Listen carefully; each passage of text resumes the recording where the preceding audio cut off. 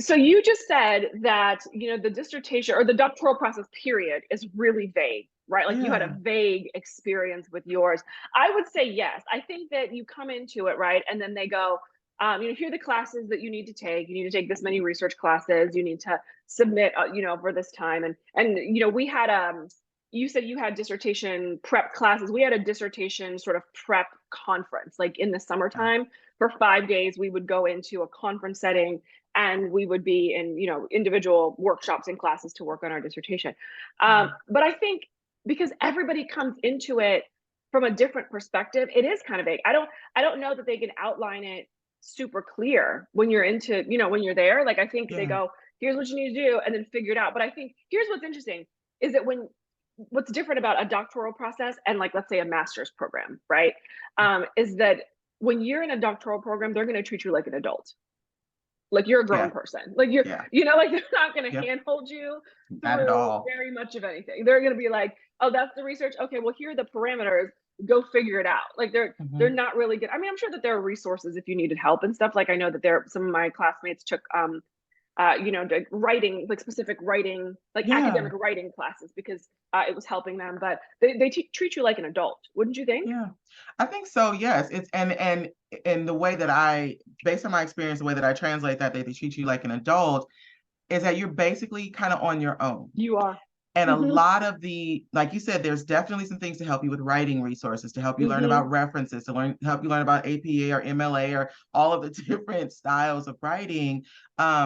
But a lot of the stuff is relative. So you turn something Yeah. into one professor and they say, you know what we'd really like to see in this type of scholarly writing is A, B, C. And then you're like, okay, Right. I got my A, I got my B, I got my C. And then you give it to a different professor and they're like, you know what, I Like like to see no. circle, square, triangle. And you like, but okay, cool, I'll What? do circle, square. It's relative, it's vague. And so you have to do your best as the student in that space, as the Mm-hmm. scholar, as the not potential doctor, what's the better word to say that? The up and Future coming doctor, doctor. future Yeah. doctor, that's Mm-hmm. better. Yeah, Yeah. as the future doctor is kind of weed through all of that, trusting yourself to say, okay, you want structure, you want order, you want there to Mm-hmm. be, and then so do research on what are some previous dissertations that got approved from this university, Yeah, because that's what there's I did. Mm-hmm. different universities have a lot of Yep. different Mm-hmm. guidelines and standards. So what does your university state? Mm-hmm. And then do take advantage of those, courses that they have. My university has so many free webinars and conferences and things of that Mm-hmm. nature. Some of them have a small fee. Take advantage of a lot of those because then you start to understand the language of your university and That's kind of like good. what they typically expect and desire. And then at the Yeah. very least, you'll have something to point to and go, oh, okay, well, you said ABC, you said circle, square, triangle. I made a blend based on these dissertations. You're showing them that you've done your research. Mm-hmm. That's the secret. All they want to be sure is that you're doing the research. They just want to Really know and that you truly. know Mm-hmm. How what to do it. how to do it. And I Yeah. won't say they'll leave you alone, but the process becomes a little bit more tolerable, manageable, and And doable. such a good piece of advice because that's exactly what I did. Is I took another dissertation that was on a completely different topic. I think it was on like healthcare or something. And I Mm-hmm. just formatted my dissertation according to how that was done. And I was like, Yep. because I am not going to fight over this. Like I'm trying to be Yep. out. I'm trying like don't this is the time, like really seriously for all this, like this is the time for you to just, and I think that's part of the doctoral process too, is like how smart and resourceful can you be to get out? Like what can you, Yeah. like it's like an escape room. Like how, like what are the pieces of the Yes. puzzle that you can put together to escape as quickly as possible? And so Yes. that's exactly what I did.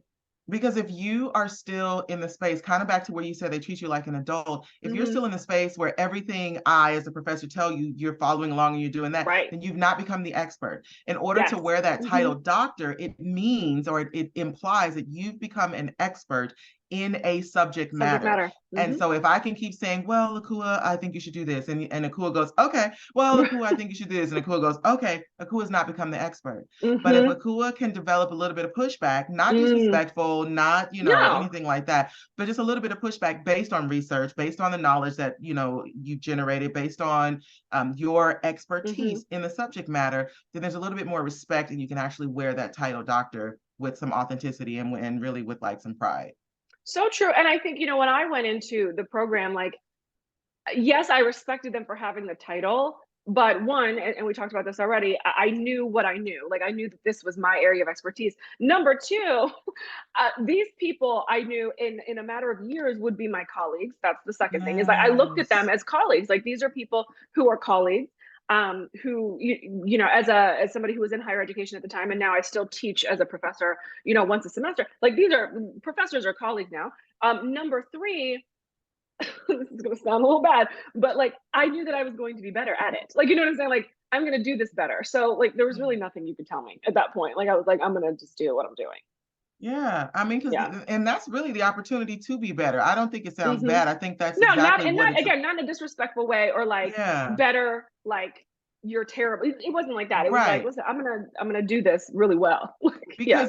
Because they created a foundation. They're not the only foundation, but they Hmm. created some sort of foundation. So Yeah. yes, in this, when I hear you say that I'm better than I'm going to be better, it's like I'm now going to build on what you did and I'm going to expand upon it. Yeah. Not saying I'm better because I superseded you and I know more and Right. da da da da, but it's like I have more opportunities, I have more like advancement, and yeah, I'm about to blow this thing up in a good Blow way. this thing in a good way.